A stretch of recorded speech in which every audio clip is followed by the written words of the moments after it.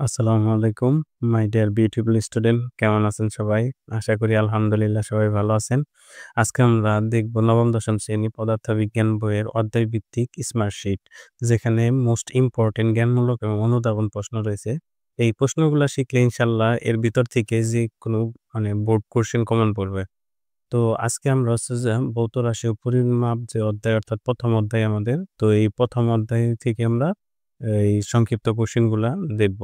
তো চলেন। তো তুমি যদি জ্ঞানমূলকের কথা আসি, তো প্রথম দেখেন জ্ঞানমূলক প্রশ্নটা আছে কি, পদার্থবিজ্ঞান কাকে বলে, তুলার যন্ত্র কি, স্কুল কলেজের পূর্ণাঙ্ক কাকে বলে, পরিমাপের একক কাকে বলে, মাত্রা কি, বৈজ্ঞানিক প্রতীক কাকে বলে, পিস কি।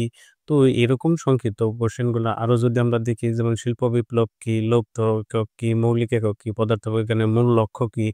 তো এই যে সংক্ষিপ্ত কোশ্চেন গুলা আরো যদি দেখি আমরা, এই যে 21 নম্বরে ১ অ্যাম্পিয়ার কাকে বলে, ১ ক্যান্ডেলা কাকে বলে, ১ মোল কাকে বলে, এগুলো খুবই ইম্পোর্টেন্ট কোয়েশ্চেন।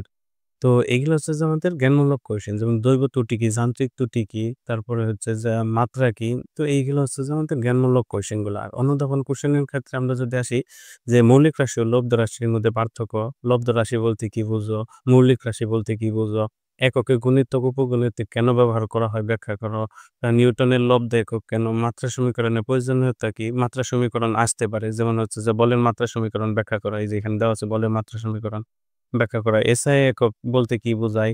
তারপরে দীপন তীব্রতার একক কি?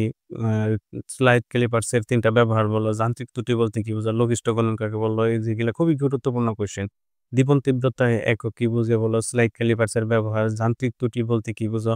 লঘিষ্ঠ গণন বলতে কি বোঝো? এবং কি কারণে মাত্রা সমীকরণ প্রয়োজন তা উল্লেখ করো।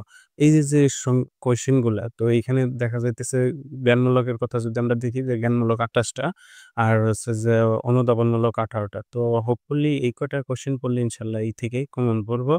তো ওরিড হওয়ার কিছু নাই। যে এই স্মার্ট শিটের যে আমরা হচ্ছে যা দেখতেছি, এইটা হচ্ছে যে ভিডিও ডেসক্রিপশনে আমি দিয়ে দিব।